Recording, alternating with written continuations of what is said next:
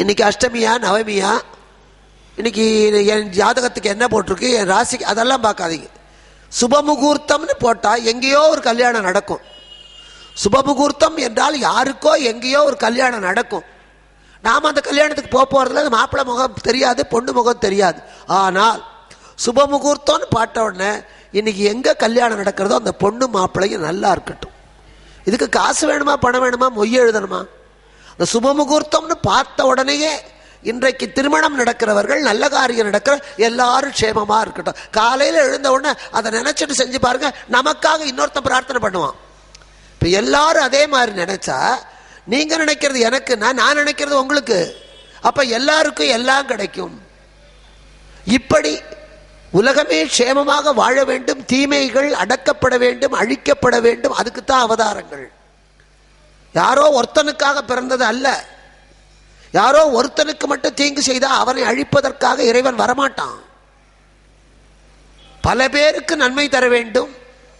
அப்ப அழிப்பது கூட நியாயமாயிருந்தா ஆண்டவன் நமக்கு சப்போர்ட் பண்ண மாட்டான். நோய் நாடி நோய் முதல் நாடி அது தணிக்கும் வாய் நாடி வாய்ப்ப செயல். ஒரு கஷ்டம் வந்தா அந்த கஷ்டத்துக்கு காரணம் என்ன, நீயா நானா? திருடனை போலீஸ்காரன் அடிக்கிறான், ஐயோ அடிக்கிறானேன்னு போலீஸ்காரன் அந்த இடத்துல திட்ட முடியாது, அவன் திருடினது தப்பு. கொலகாரனுக்கு தண்டனை, நீதிபதியை பேச முடியாது. ஆனா அந்த கொலகாரன் மேல தப்பு, யார் மேல தப்பு இருக்குன்னு நினைத்து தெரிந்து கொண்டு, திட்டவட்டமாக தெரிந்து கொண்டு அவனுக்கு சப்போர்ட் பண்ணாம திருந்துடான்னு சொல்லி தண்டிக்கணும். அதுதான் ஆண்டவன். திருத்துவதற்காகத்தான் இறைவன் அவதாரம். அதனாலதான் இவர்களுக்கு இத்தனை கஷ்டம் தேவர்களுக்கு வந்ததும் தக்கனுடைய வேள்வியிலே நாம் கலந்து கொண்ட பாவம், அதற்காகத்தான் நமக்கு இத்தனை தண்டனை. பிரம்மன் எல்லாருக்கும் சொல்லுவோம், பெற்றிடும் குறவரானோர் பிள்ளைகள் தம்பால் நோய் ஒன்று உற்றிடின் பிரதம்மை கொண்டு உறுதுயர் செய்தும் தீர்ப்பர். ஒரு குழந்தைக்கு வியாதி வந்தா அம்மா அப்பா பாடம் போடணுமா, மந்திரிக்கணுமா, இல்லை டாக்டர்கிட்ட போய் மருந்து போட்டு ஊசி கொடுக்கணுமா, அல்லது ஆபரேஷன் பண்ணணுமா? மற்றவர்களை வைத்து அந்த குழந்தைக்கு வலிச்சா கூட, அது அழுதா கூட, உறுதுயர் செய்தும் கூட அந்த நோயை தீர்ப்பார்கள். ஏன்? குழந்தைய டாக்டர் அறுக்கிறது அப்பாவுக்கு சந்தோஷமா, இல்லை அம்மாவுக்கு ஆனந்தமா? குழந்தை நன்மையா, நன்றாக இருக்க வேண்டும். அதைத்தான் பற்றிடும் பெற்றிடும் குறவரானோர் பிள்ளைகள் தம்பால் நோய் ஒன்று உற்றிடி பிறர் தம்மை கொண்டு உறுதுயர் செய்தும் தீர்ப்பார். எதனால? அன்பினாலா வன்களா? அதுபோல நம்மை பற்றிடும் பவங்கள் தீர்ப்பான் பரமனும் இவைகள் செய்தான். நாம செஞ்ச தவறுக்காக அனாவசியமா ஒருத்தனை அவமதிக்கிறான்னா, அவன் அவமதிக்கிற நானும் வரலன்னு சொன்னா அது மரியாதை. சக மனிதனுக்கு ஏற்படுகிற அவமானம் நமக்கு ஏற்பட்ட மாதிரி. அதை விட்டுட்டு அவன் அவமதிக்கிறியா, நான் வந்து முன்னாடி உட்கார்றேன், நாளைக்கு ஒன்ன அவமதிக்க எவ்வளவு நேரம் ஆகும்? தப்பு. அதனால்தான் சிவனை அவமதித்த போது, அதிலும் காரணமில்லாமல் அவமதித்த போது, சட்டப்படி சாஸ்திரப்படி நியாயப்படி தர்மப்படி யாகத்திலே அவர்தான் இருக்க வேண்டும் என்ற யாகபுருஷன் நியதியை மாற்றி, வீட்டிலே நடந்தால் மாப்பிள்ளைக்கு மரியாதை கொடுக்க வேண்டும் என்ற உலக முறையையும் மாற்றி, ஒரு மனிதன் அடுத்த மனிதனுக்கு கொடுக்க வேண்டிய அந்த மரியாதையையும் மறந்து தட்சன் செய்த யாகத்திலே இவர்கள் அத்தனை பேர்களும் போய் அவன் கொடுத்த வெகுமதியை வாங்கிக் கொள்ள ஆசைப்பட்ட காரணத்தினால்தான் சூரபத்மனாலே இத்தனை துன்பம். இப்போ கேட்ட உடனே அசுர மன்னனான விருஷபர்பாவுக்கு ஒரு பெண் பிறந்தாள். அவள் பெயர் மாயை. விருஷபர்பா அசுரகுருவான சுக்ராச்சாரியார் மூலமாக அந்த பெண்ணுக்கு எல்லா விதமான கலைகளையும் கற்றுக் கொடுத்தார். இன்னைக்கு என்னமோ பெண்களை படிக்க வைக்கிறேன், 33% கூட 53% கூட வேண்டவே வேண்டாம். ஆதி காலத்திலே இருந்து நம்முடைய நாட்டிலே இந்து மதத்திலே பெண்கள் அவமதிக்கப்பட்டதே இல்லை. ஆதிசங்கரருக்கும் மண்டன மிஸ்ரருக்கும் நடந்த மிகப்பெரிய வாதத்திலே நடுவராக இருந்த முதல் ஜட்ஜு சரஸ்வதியே அவதாரமா வந்த மண்டன மிஸ்ரருடைய மனைவியான சரசவாணி. சங்க காலத்திலே தொண்டைமானுக்கும் அதிகமானுக்கும் போர் வந்த போது முதல் அம்பாசிடரா போனவ ஔவையார். போர்க்களத்திலே கூட போய் அந்த போர்க்கள காட்சியை ரன்னிங் காமெண்ட்ரி கொடுத்தவ வெண்ணிக்கோயத்தியார். ஒன்னும் இப்ப புதுசு இல்ல, அப்ப நடந்ததுதான் எல்லாம். அதே மாதிரி இங்கேயும் அந்த மாயைக்கு எல்லா கலைகளையும் கொடுத்து வளர்த்தான். படிக்கிறதுனால பல பேருக்கு புத்தி கெட்டு போறதும் உண்டு, படிக்கிறதுனால புத்தி வளர்வதும் உண்டு. எந்த படிப்பு புத்தியை தீட்சண்யப்படுத்துகிறதோ அதுக்கு பேர் தான் கல்வி. எல்லா அறிவு தான். வீட்டுக்கு ஜன்னல் வைக்கிறான் பிரமாதமா கிரில்ல, அதுவும் அறிவுதான்.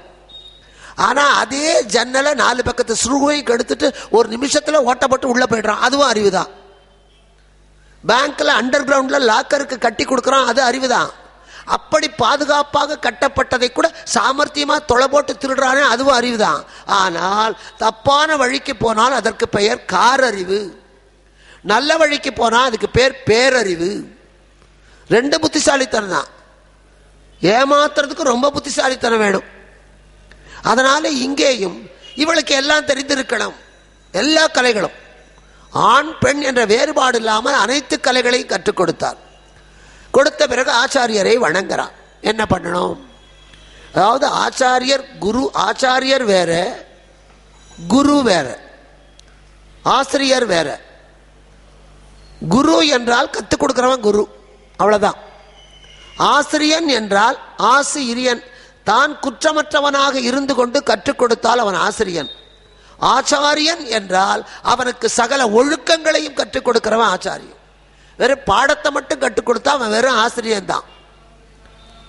ஆனால் தன் கூடவே வைத்துக் கொண்டு கற்றுக் கொடுத்தால் அவன் குரு. குருவோட வேலை தெய்வத்தை காட்டி கொடுக்கணும். ஆச்சாரியனுடைய வேலை ஒழுக்கத்தை கற்றுக் கொடுக்கணும். ஆசிரியன் வேலை கல்வியை கற்றுக் கொடுக்கணும். இது 3 ஒத்தரே இருக்கலாம். ஒத்தரே ஆசிரியர், குரு, ஆச்சாரியர் எல்லாம் சேர்ந்தவரா இருக்கலாம். அப்படி இருந்தவர்கள் தான் துரோணாச்சாரியார். வசிஷ்டருக்கு பேர் ஆச்சாரியர்னு பேர் இல்லை, அவருக்கு வசிஷ்டருக்கு குரு தான்.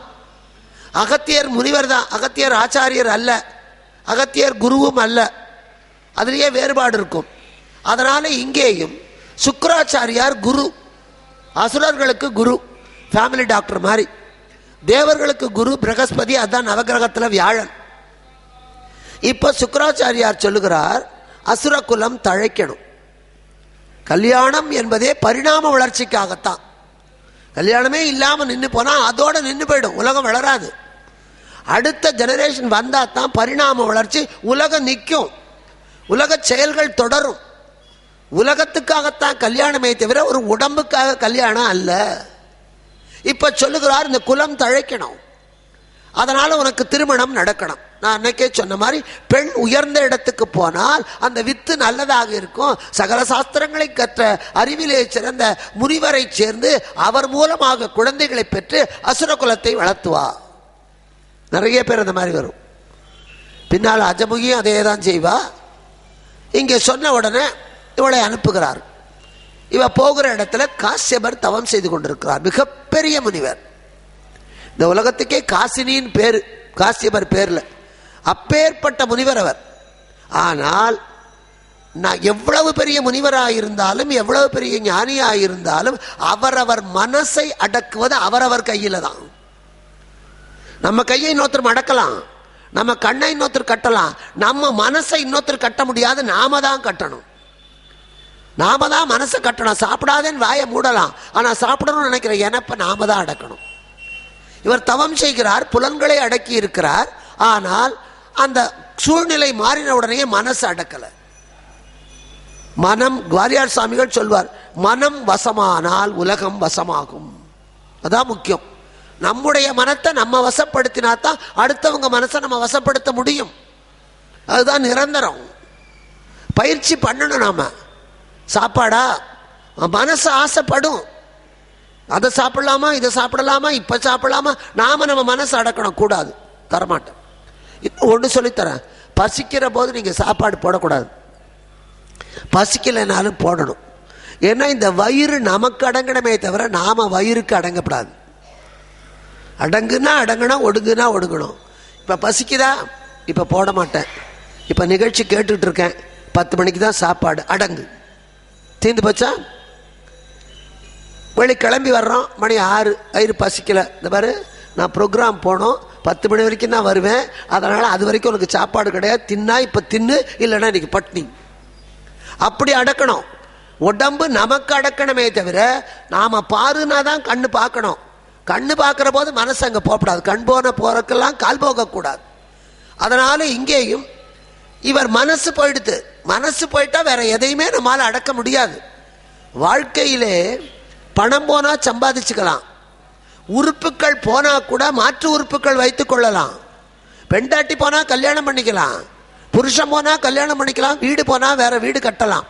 ஆனால் யார் ஒருவருக்கு மனோபலம் குறைந்து விட்டதோ அத்தனை நம்ம விட்டு போயிடும். அதுதான் முக்கியம். இப்ப இங்க அதனால இவர் அவ்வளவு கடுமையான தவம் பண்ணினவர். அவருடைய தவசினுடைய வலிமையினாலே உலகமே அவருக்கு வசப்பட்டது. ஆனால் அவர் மனசு அவர் வசப்படுத்தல. அந்த மல்லிகை பூ வாசனை, மலர்களுடைய வாசனை, தென்றல் காற்றினுடைய சுகம், பறவைகளுடைய கீதம் காதை வசப்படுத்தல, மூக்க வசப்படுத்தல, கண்ணை திறந்தார். எதிரில் ஒரு பெண்ணு. என்ன பிரயோஜனம்? அத்தனை ஞானி வந்தவர் பெண் என்பவளை நாம இப்ப ஏற்கக்கூடாது, பிரம்மச்சரியம் தேவைன்னு நினைக்காம இவர் தான் அவகிட்ட போறார். அவ வரல. கிளியே, குயிலே, மானே, மயிலே, நீ யாரம்மா, எங்க இருந்து வந்திருக்க? இது தேவையா? இது தேவையா? ஆனானப்பட்ட ராமன் கூட விளையாட்டுக்காக கூட அந்த தவறை செய்தான். சூர்பனக வர்றா பேரழகியா, பஞ்சியோளில் விஞ்சுகுளிர் பல்லவ மனுங்க செஞ்சவிய கஞ்ச நிகர் சீரடிகளாகி அஞ்சொலிளம் அங்கையன அன்னமென வஞ்சமென வஞ்ச மகள் வந்தா. வந்த உடனே ராம என்ன பண்ணி இருக்கணும்? உள்ளதான் சீதை இருக்கா. இன்னும் 8 அடுக்கு மாளிகை இல்லை, 4 அடி குச்சு. அவ உள்ள இருக்கா, என் வாசல்ல இருக்கான். சீதா, யாரோ ஒரு பொண்ணு வந்திருக்கா பாரு, இதானே சொல்லணும். நீங்க வீட்டில் இருக்கீங்க, யாரோ ஒரு அம்மா வரா, முன்ன பின்ன தெரியாதவ, என்ன சொல்லுவீங்க? மனைவியை கூப்பிடுவீங்க அல்லது அம்மாவை கூப்பிடுவீங்க. குழந்தை இருந்தா உங்க அம்மாவை கூப்பிடு, இல்லை வீட்டில். அப்ப என்ன பண்ண? வாங்க வாங்கன்னு சொல்லிட்டு போய் கூப்பிட போவோம். இல்லை வாங்க, என்ன விஷயம், அவ்வளவுதான் கேட்கணும். ஆனா வந்தவன ராம என்ன கேட்டான்? தீதில் வரவாகுக திருடின் வரவு, உன் வரவு நல்வரவாகட்டும். இது தேவையா அவனுக்கு? அதுக்கு அப்புறம் கேட்கிறான், ஏது பதி ஏது பெயர் யாவர் உற்றார். இந்த ஜாதகமெல்லாம் கேட்கணுமா நம்ம வீட்டுக்கு வர்றவங்களுக்கெல்லாம்? என்ன விஷயங்க, உங்க பேர் என்ன, அதோட சரி.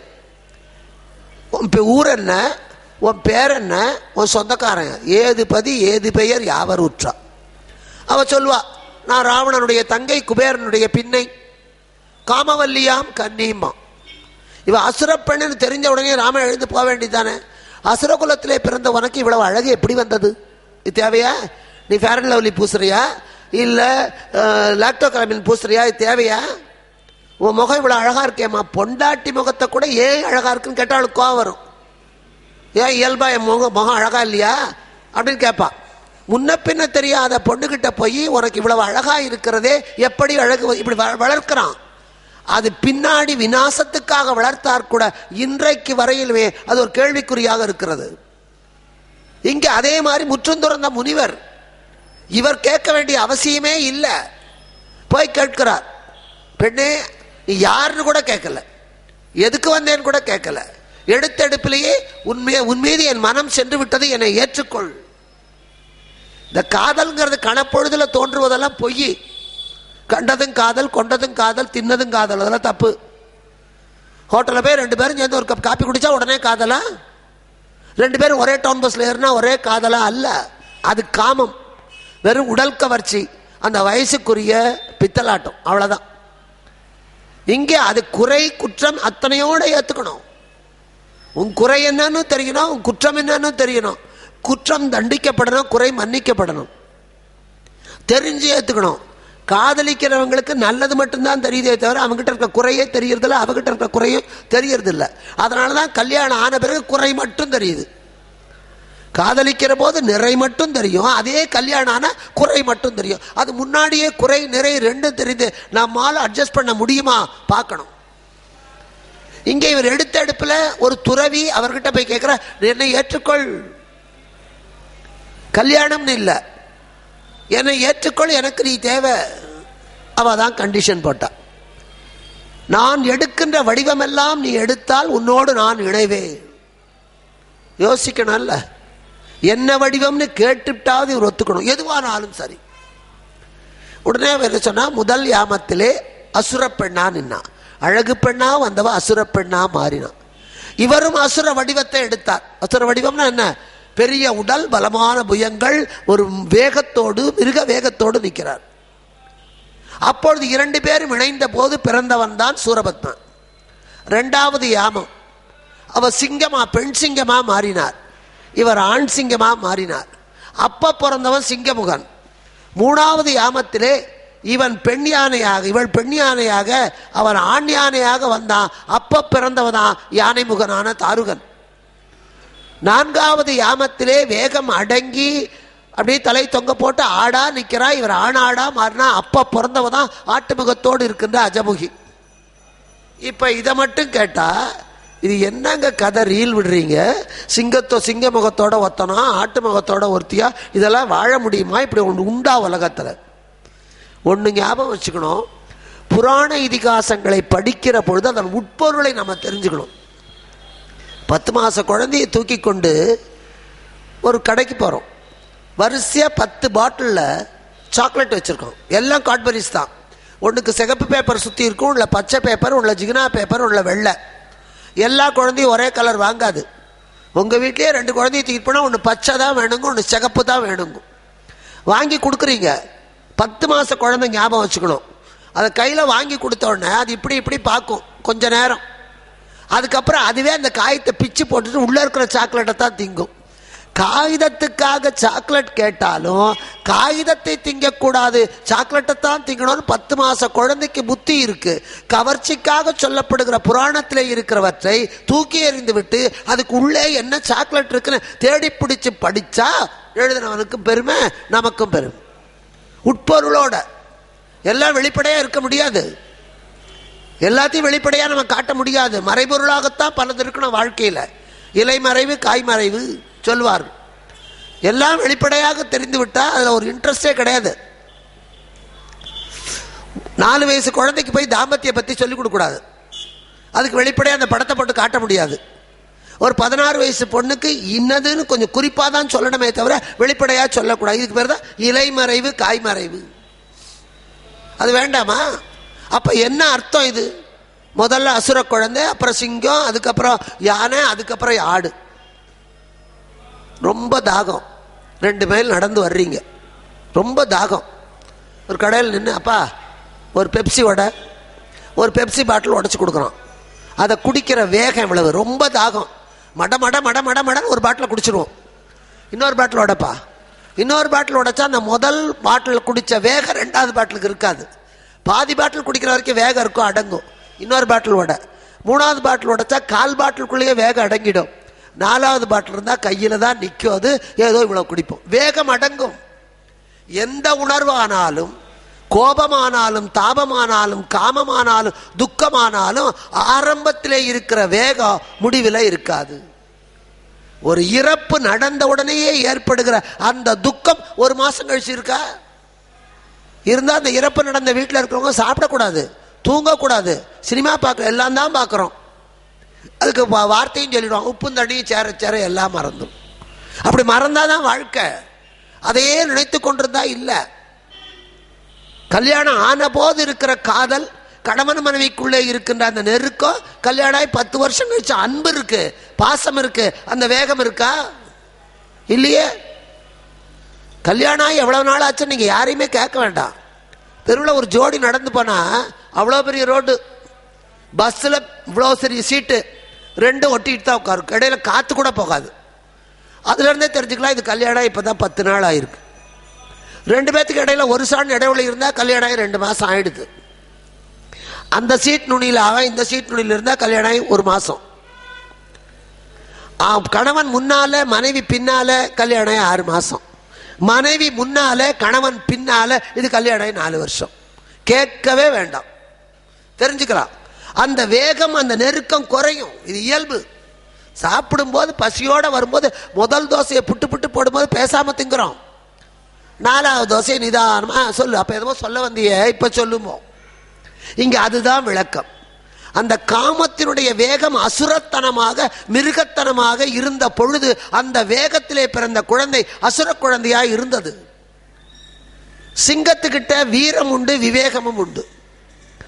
சிங்கம் பசி எடுத்தாலும் யானையைத்தான் அடிக்கும். வேட்டையாடுகிற போது பெரிய மிருகங்களை அடிக்கும், சுண்டலியை போய் திங்காது. பசி எடுத்தால்தான் சிங்கம் வேட்டையாடுமே தவிர பசி எடுக்கவில்லை என்றால், நம்ம சின்ன குழந்தை படிச்சிருப்போம் சிங்கமும் சுண்டலியும். சிங்கத்து மேல சுண்டலி ஏறி விளையாடினா கூட சிங்கம் துரத்தாது. பசி எடுத்தால் மட்டும்தான் அது வேட்டையாடும். அது மட்டுமல்ல, வலது பக்கமாக விழுந்தாத்தான் சாப்பிடுமே தவிர இடது பக்கமாக விழுந்தா சாப்பிடாது. தனக்கென்று ஒரு எல்லையை வகுத்துக்கொள்ளும். அந்த எல்லைக்குள்ள அடுத்த சிங்கத்தையும் விடாது. சிங்கம் ஒண்ணுதான் குடும்பத்தோட வாழும். இந்த பெரிய பண்புகள் இருக்கிறதுனால தான் காட்டுக்கு ராஜா சிங்கம். சிங்கத்தை விட சிறுத்தை தான் வலிமையானது. ஆனா சிறுத்தை ராஜா இல்லை. புலி நினைச்சா சாப்பிடும். அது மட்டும் இல்லை, சிங்கம் வேட்டையாடி விட்டு அதனை குட்டிகளை சாப்பிட சொல்லி பெண் சிங்கம் சாப்பிட்டு தான் சாப்பிட்டுட்டு மிச்சத்தை அங்கேயே போட்டுட்டு போயிடும். அதனால சிங்க வேட்டை நடந்தால் மற்ற மிருகங்கள் நமக்கு விருந்து கிடைக்கும்னு காத்திருக்கும். புலி அப்படி இல்லை, தின்னுபிட்டு மிச்சத்தை இழுத்துக்கிட்டு போய் காய வச்சு வத்தல் போட்டு திங்கும். அல்பம், புலி அல்பம். அதனால தான் பெண்களை புலிம்பாங்க, ஆண்களை சிங்கம்பாங்க. வீட்டில் 4 கோலக்குழா இருக்கும். நாத்தனார் வருவா திருவிழாவுக்கு, அன்னையே ஒரு கோலக்குழா எனக்கு கூட, இல்லைம்மா இது வெள்ளிக்கிழமை போடுறதுக்கு அது செவ்வாய்க்கிழமை போடுறதுக்கு உனக்கு அடுத்த திருவிழாவுக்கு வாங்கி தருவேன்பா. கொடுக்க மாட்டா, மனசு வராது. அந்த ஆண் சிங்கம் அவன் 2 பக்கம் பார்க்கும். சிங்கம் தான் இப்படி பார்த்து நடக்கும். மற்ற எல்லா மிருகமும் நேராக பார்க்கும், குனிஞ்சு பார்க்கும், நிமிந்து பார்க்கும். ஆனால் சிங்கம் மட்டும்தான் 2 பக்கமும் பார்க்கும். ஒரு ஆண்மகன் என்பவன் 2 பக்கம் பார்க்கணும். தெருவில் இல்லை, வாழ்க்கையில். பெத்தவளையும் பார்க்கணும், கட்டினவளையும் பார்க்கணும். தன்னை பெற்றவர்களையும் பார்க்கணும், தனக்கு பிறந்தவர்களையும் பார்க்கணும். வீட்டையும் பார்க்கணும், நாட்டையும் பார்க்கணும். இப்படி 2 பக்கத்திலேயும் பார்வை செலுத்தக்கூடிய, நல்லது கெட்டது 2ஐயும் பார்க்கக்கூடியவனுக்கு பேர் தான் ஆண் சிங்கம். அப்படி இல்லைன்னா அது அசிங்கம். இப்போ அந்த மிருகத்தனமான வேகம் அடங்கியது. ஆனாலும் இன்னும் கொஞ்சம் நல்ல குணங்கள் இருக்கிறது. அந்த நேரத்தில் வந்தவன் சிங்கமுகன். அதனால தான் கந்தபுராணத்தில் சிங்கமுகன் நல்லவன், நியாயம் தெரிந்தவன். அதற்கு அடுத்தது யானை இருக்கிறது, அது சிங்கத்தை காட்டிலும் நல்லது. இப்போ எல்லாரும் பிள்ளையார கூட்டிகிட்டு தான் உள்ளே போறீங்க. ஏன் பிள்ளையார முதல் கடவுள்? அது கந்தர் சஷ்டியாக இருந்தாலும் பிள்ளையார் பிடிச்சி வைக்கிறீங்க, கௌரி பூஜை ஆனாலும் பிள்ளையார் பிடிச்சி வைக்கிறீங்க, கல்யாணம் ஆனாலும் பிள்ளையார் பிடிச்சி வைக்கிறீங்க. ஏன் பிள்ளையார முதல்ல வைக்கணும்? ஏன் பிள்ளையார முதல்ல பூஜை பண்ணணும்? முதல் வணங்கினது பிள்ளையார் தான். ஏன்னா மனிதன் மலையில வாழ்ந்தான். முதல்ல அவன் பார்த்து பயந்த முதல் மிருகம் யானை தான். ஏன்னா அது பிரம்மாண்டம். நான் தான் சொன்னேன், சிங்கம் நினைச்ச போது அடிக்காது, நம்ம பாதையில குறுக்கிடாது. யானை எங்க வேணா நிற்கும். யானை துரத்தினா நம்ம ஓடுறது ரொம்ப கஷ்டம், எட்டி பிடிச்சிரும். முதலிலே மனிதன் கண்டு பயந்தது யானை. அது மட்டும் இல்லை, அவன் எதை கண்டு பயந்தானோ அந்த யானையவே தான் அவனுக்கு துணைக்கி வச்சுக்கிட்டான். பெரிய பெரிய கட்டைகளை இழுப்பதற்கு, பெரிய பெரிய பாரங்களை இழுக்க யானை தான் துணை செய்தது. கடவுள்ல என்ன பய பக்தி 2 வேணும். நாம தப்பு செஞ்சா கடவுள் தண்டிப்பார், இது பயம். நாம நல்லவனா வாழ்ந்தால் கடவுள் காப்பாற்றுவார், இது பக்தி. இப்ப பக்தி இருக்கு, பயம் போயிடுது. அதனாலதான் அயோக்கியனெல்லாம் கோயிலுக்கு வந்து அபிஷேகம் பண்றான். ஊரடிச்சு உலையில போட்டுவிட்டு இங்க வந்து அபிஷேகம். அவனுக்கு அந்த பயம் இருந்தா, ஐயோ நாம லஞ்சம் வாங்கியிருக்கோமே, 4 கொலை பண்ணியிருக்கோமே, போய் முருகனுக்கு போய் சஷ்டிக்கு அபிஷேகம் பண்றமே, அவன் அடிச்சிருவானேங்கிற பயம் இருந்தா ஒண்ணு தப்பு பண்ண மாட்டான், இல்ல தப்பு பண்ணினா சாமி கிட்ட வந்து நிக்க மாட்டான்.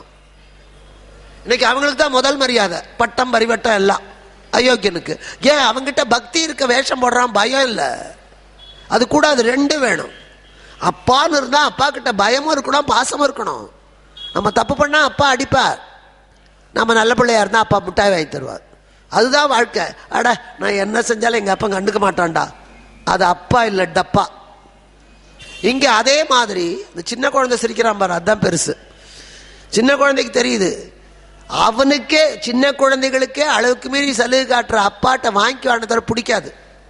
பின்னால் அவனே திட்டுவான், ஆமா நான் கேட்ட பதிலாக வாங்கி கொடுத்துட்டேன், அதனாலதான் இப்ப எனக்கு கஷ்டமே தெரியல, நம்மளதான் குத்தம் சொல்லுவான். இப்ப நீங்க கண்டிச்சாலும் பின்னால் என்ன பண்ண, அப்ப கண்டிச்சு வளர்த்ததுனாலதான் இப்ப நான் யோக்கியமா இருக்கேன்.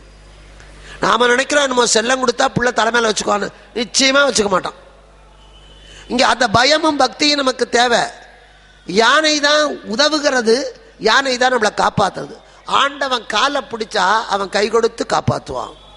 நடராஜா கை இப்படி காட்டுது, என் காலை வணங்குடா, உன்னை நான் காப்பாத்துறேன். யானை அதுதான் செய்யுது. யானை மேலே ஏறணும்னு பாருங்க, யானை காலை மடிக்கும், அந்த கால் மேலே ஏறினா துதிக்கால தூக்கி மேலே வைக்கும். காலை பிடிச்சா கை கொடுத்து காப்பாற்றும் யானை. பாகனையும் கட்டுப்படுத்தும், பாகனுக்கும் கட்டுப்படும். கடவுள் நம்மையும் கட்டுப்படுத்துவான், நமக்காக கட்டுப்படுவான். யசோத உரல்ல கட்டின போது கட்டுப்படல, பக்திக்கு கட்டுப்படுவான். நாம தப்பு பண்ணா நம்மை கட்டுப்படுத்தவும் செய்வோம். யானை ஒண்ணுதான் ஓம், அது ஒண்ணுதான் பிரணவத்தை சொல்லும். அதனால அந்த யானை இடத்திலே அவன் தெய்வத்துக்குரிய குணங்களை எல்லாம் பார்த்ததுனால யானைய முதல்ல வணங்கினான். அந்த யானை வடிவத்திலேயே விநாயகரையும் வணங்க ஆரம்பிச்சான்.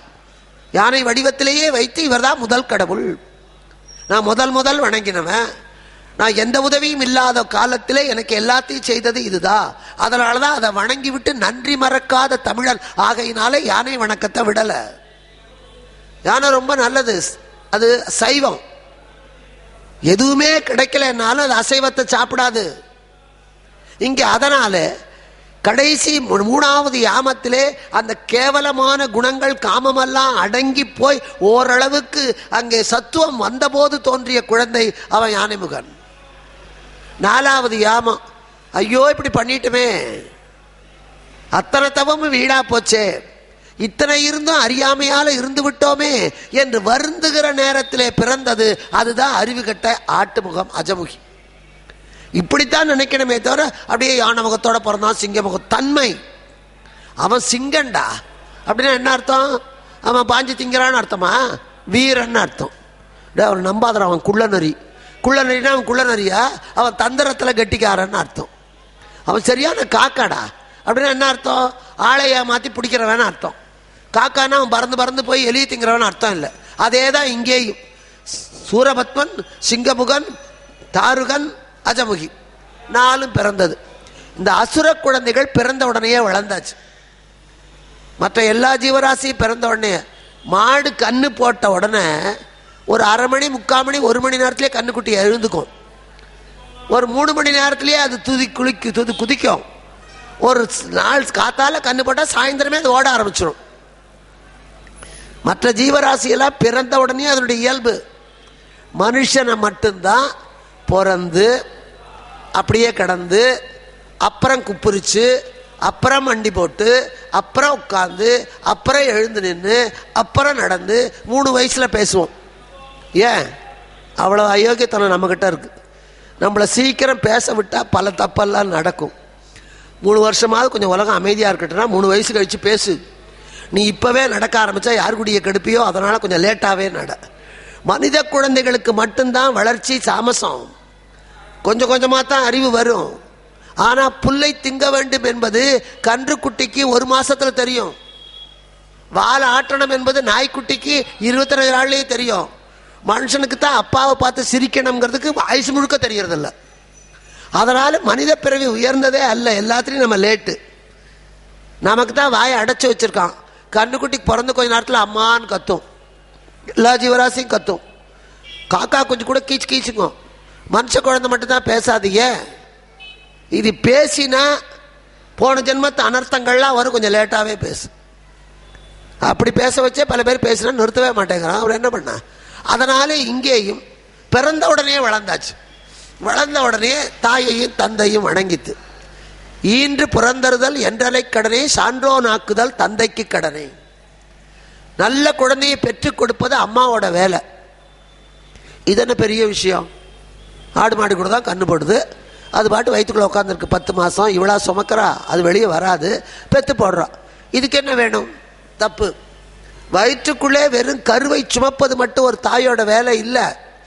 அந்த குழந்தை வயிற்றில் இருக்கிற போதே இவன் நல்லதை நினைச்சு நல்லதை பேசி கெட்டதை செய்யாம இருந்தா உள்ள இருக்கிற குழந்தைக்கு அந்த ஞானம் வரும்.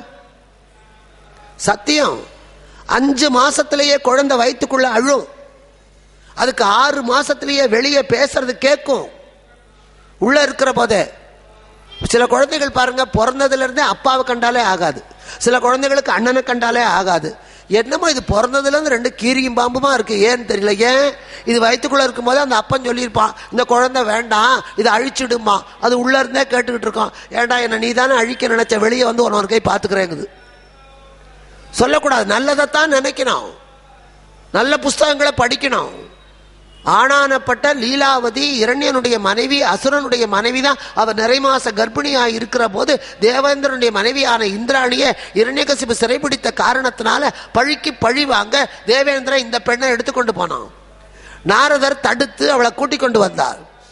நிறமாச கர்ப்பிணி களைப்பா இருக்கா, ஒரு இடத்துல உட்கார்ந்துருக்கா. அப்ப அவளுக்கு நம்பிக்கை ஊட்டுவதற்காக தெய்வத்தை பற்றிய செய்திகளை எல்லாம் சொல்றார். அவ அப்படியே தூங்கிடுவா. உள்ள இருக்கிற குழந்தை அந்த குழந்தை தான் பிரகலாத, கருவிலே திருவுடைய குழந்தை. அதே மாதிரி அபிமன்யு மனைவி சுபத்ர, அவ கருவு இருக்கும் போது பிறந்த